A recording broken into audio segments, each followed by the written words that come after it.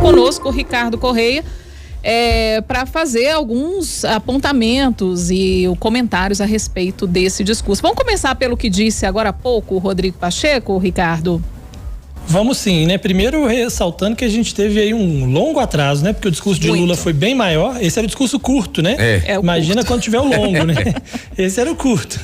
E aí a gente tá com atraso porque 3h50 estaria já fazendo as honras na área externa e já estamos em 4h05 e ele ainda está lá dentro. Mas sobre o discurso do Pacheco primeiro, um discurso de pacificação e conciliação, né? Inclusive pedindo que haja moderação, né? Nos diálogos, nas conversas, um certo recado aí para o governo eleito, até porque o discurso de Lula, depois falamos mais sobre ele, foi bastante duro, né? Ainda numa linha eleitoral.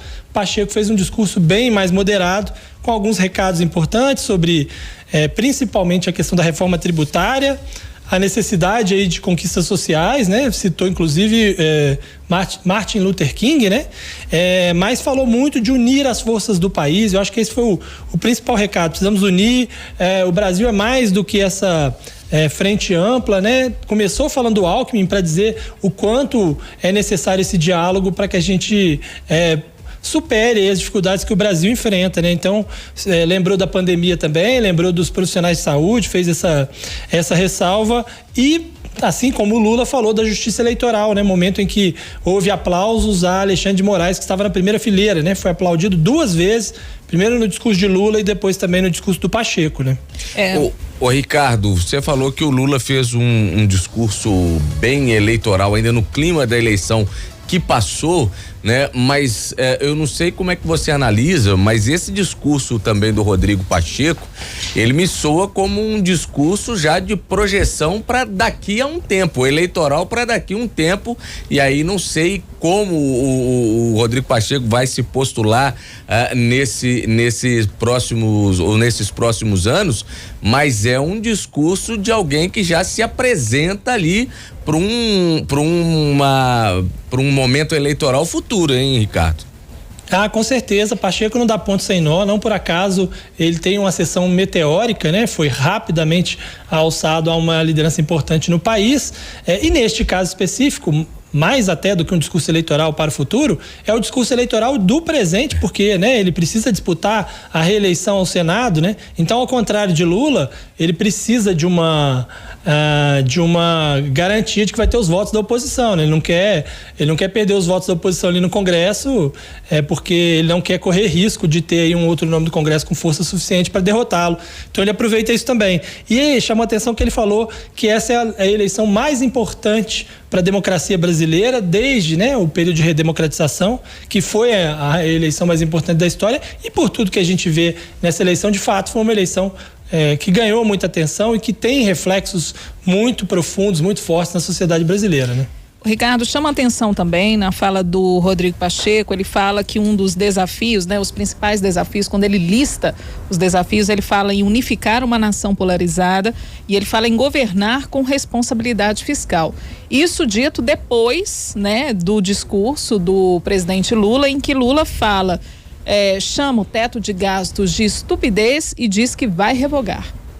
Exatamente, dá dimensão clara das discordâncias ali sobre alguns pontos e como vai ser difícil para Lula passar no Congresso mudanças muito profundas, né, nessas questões. Claro que uma coisa é você revogar o teto de gastos e ponto final, outra coisa é você revogar e trocar por uma outra âncora fiscal, que é o que está na promessa, pelo menos por enquanto. Então, entre o discurso de Lula e a realidade que ele vai encontrar no parlamento, talvez a gente encontre esse meio termo aí, que é uma troca do teto de gastos por uma mudança com um limite da dívida, né? Ao contrário de você dizer que você não pode gastar mais do que do ano passado, você diz que você não pode ter dívida de mais de X% do PIB, por exemplo, né? É uma opção aí que estão discutindo para trocar, mas claramente esse talvez seja o principal ponto aí de divergência muito clara entre os discursos de Lula e de Pacheco, né?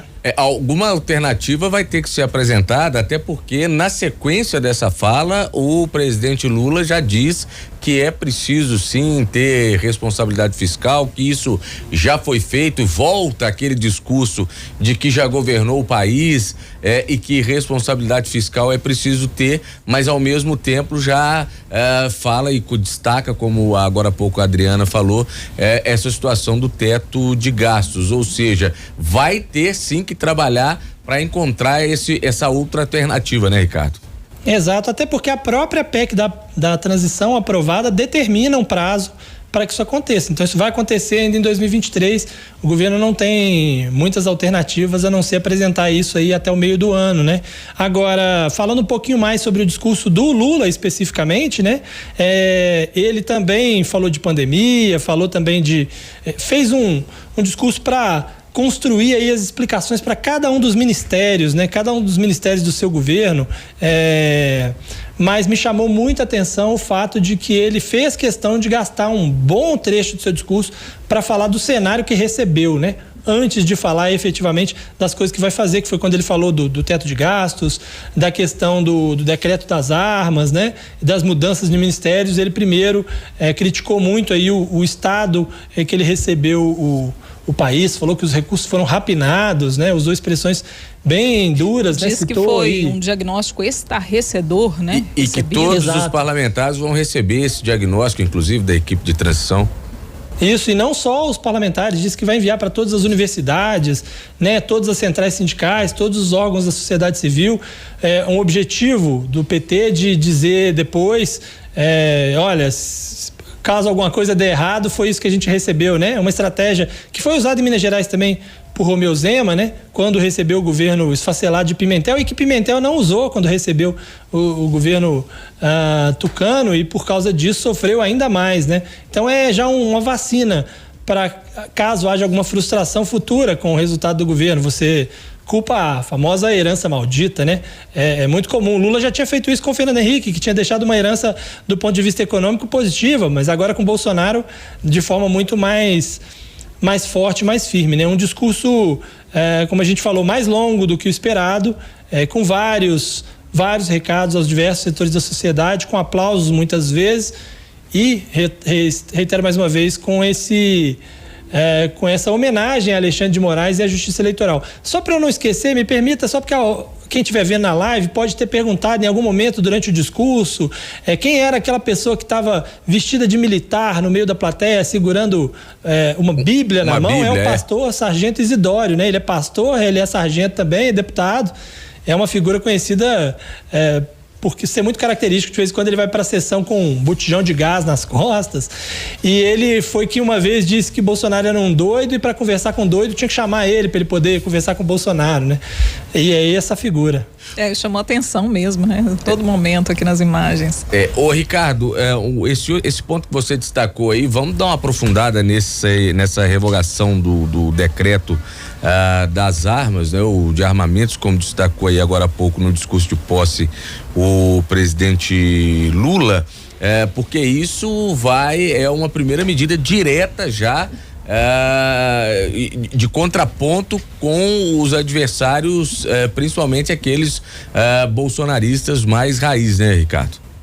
Exato, é preciso ter um pouco de cautela com o efeito, né, que muitas pessoas podem imaginar que o efeito é maior do que o inicialmente gerado. Primeiro porque é o seguinte, são vários decretos diferentes, ele tem que escolher qual que ele vai revogar e qual que ele não vai. Segundo que parte desses decretos já haviam sido suspensos pelo Supremo Tribunal Federal, então já não estão válidos, né?